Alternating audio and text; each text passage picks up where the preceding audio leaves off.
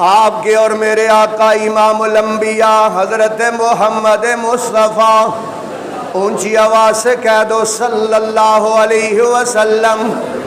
جب آپ سرکار مدینہ میں تشریف لائے، مدینہ میں دیکھا کہ لوگ میلے کر رہے ہیں، اچھل کود کر رہے ہیں، کھیل تماشے کر رہے ہیں، لوگ جناب والا خوشی کا اظہار کر رہے ہیں، تہوار منا رہے ہیں۔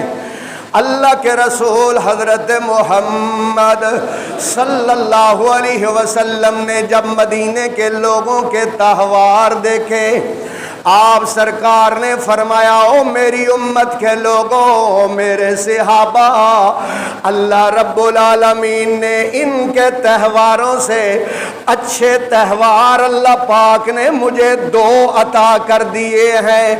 خوشی کے دن مجھے اللہ پاک نے دو عطا کر دیے ہیں۔ عاد یعود، عید کا معنی ہوتا ہے سال بعد لوٹ کے آنے والی خوشی کا دن۔ اللہ کے نبی نے فرمایا او میرے صحابہ، اللہ نے دو خوشی کے دن مجھے عطا کیے ہیں۔ ایک خوشی کے دن کا نام ہے عید الفطر، دوسری خوشی کے دن کا نام ہے عید الاضحیٰ۔ قرآن میں بھی عید الفطر کا ذکر ہے، عید الاضحیٰ کا ذکر ہے۔ صحیح بخاری شریف میں بھی کتاب العیدین ہے، کتاب العیدین ترجمہ کیا ہے عیدین کا باب۔ جناب والا عید الفطر کے بھی مسائل موجود ہیں، عید الاضحیٰ کے بھی مسائل موجود ہیں۔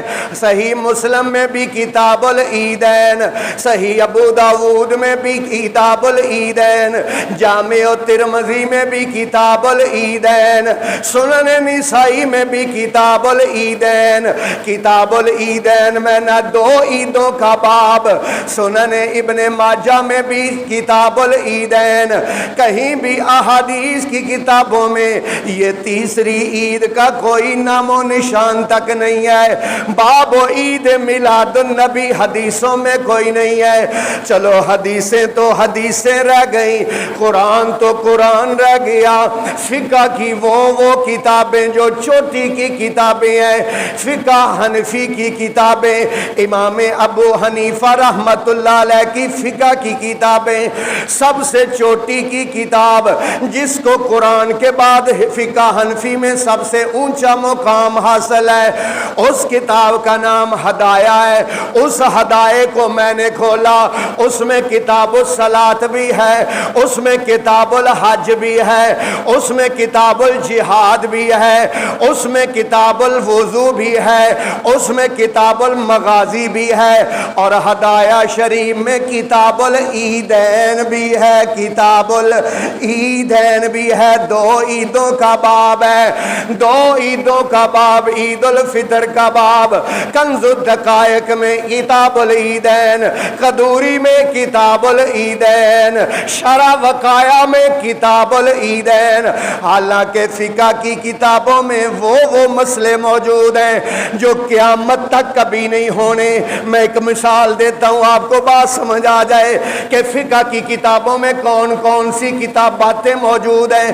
فقہ میں لکھا ہوا ہے، ہدایہ شریف میں لکھا ہوا ہے کہ کوئی بندہ اپنی بیوی سے کہے کہ اگر تو نے آسمان کو ہاتھ لگایا تو تجھے طلاق ہو جائے گی، تجھے طلاق ہو جائے گی۔ اب نیچے لکھا ہوا ہے، تینوں ائمہ کرام کا اختلاف ہے۔ امام ابو حنیفہ فرماتے ہیں ہوگی کہ نہیں ہوگی، امام ابو یوسف فرماتے ہیں ہوگی کہ نہیں ہوگی، امام محمد فرماتے ہیں ہوگی کہ نہیں ہوگی، طلاق ہوگی کہ نہیں۔ اگر بیوی آسمان کو ہاتھ لگا دے طلاق واقع ہوگی کہ نہیں ہوگی؟ آسمان کو ہاتھ لانا کسے بڈی نے؟ وہ پتہ نہیں سمجھ نہیں رہے تسی۔ اور بھائی وہ مسئلے فقہ میں موجود ہیں جو قیامت تک ہونے ہی نہیں ہیں۔ ایسے فقہ میں، فقہ حنفی میں مسئلے کتابوں میں لکھے ہوئے جو ہونے ہی نہیں، لیکن اس کے باوجود بھی ان میں تیسری عید کا کہیں ذکر نہیں ہے۔ ہر کتاب میں کتاب العیدین ہے، 2 عیدوں کی باب۔ اب میں نے کہا قرآن میں بھی نہیں، حدیثوں میں بھی نہیں، فقہ میں بھی نہیں، تو پھر یہ تیسری عید آئی کہاں سے ہے؟ عید میلاد النبی آئی کہاں سے ہے؟ میں نے تاریخ کی کتابیں پڑھنی شروع کی۔ ایک تاریخ کی کتاب ہے جس کا نام ہے دول الاسلام، یہ اسلام کی حکومتیں، اسلامی حکومتوں کے نام پر ایک کتاب ہے، اتنی موٹی، کئی جلدوں والی کتاب ہے۔ اس کتاب کا مصنف لکھتا ہے حضور صلی اللہ علیہ وسلم کے 700 سال بعد ایک فاطمی شیعہ بادشاہ تھا جس کا نام مظفر الدین تھا۔ وہ پہلا بندہ ہے جس نے 12 ربیع الاول کو میلاد کا جلوس نکالا اور جلسہ قائم کیا۔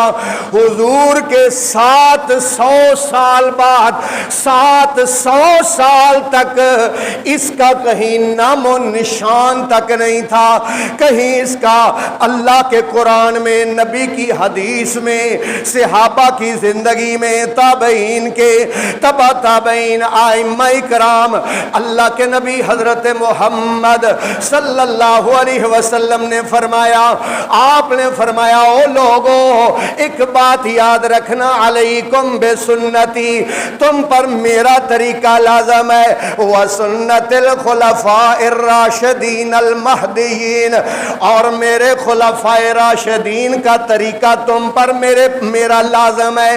تم نے اس طریقے کو اختیار کرنا ہے اپنی زندگی گزارنے کے لیے۔ اور پھر اللہ کے نبی ہر اپنے خطبے میں ارشاد فرمایا کرتے تھے، آپ فرمایا کرتے تھے لوگوں فَإِنَّ أَحْسَنَ الْحَدِيثِ کتاب اللہ، اس کائنات میں سب سے اچھی بات، سب سے اعلیٰ بات کتاب اللہ، اللہ کی کتاب ہے۔ وَخَيْرَ الْهَدْيِ هَدْيُ مُحَمَّدٍ، اور سب سے اعلیٰ ہدایت محمد صلی اللہ علیہ وسلم کی ہدایت ہے۔ وَشَرَّ الْأُمُورِ مُحْدَثَاتُهَا، اور بدترین ہے وہ کام جو دین میں نئے کام ایجاد کیے جائیں۔ وَكُلُّ بِدْعَةٍ ضَلَالَةٍ، اور ہر گمراہی، ہر بدعت، ہر دین میں نیا کام گمراہی ہے۔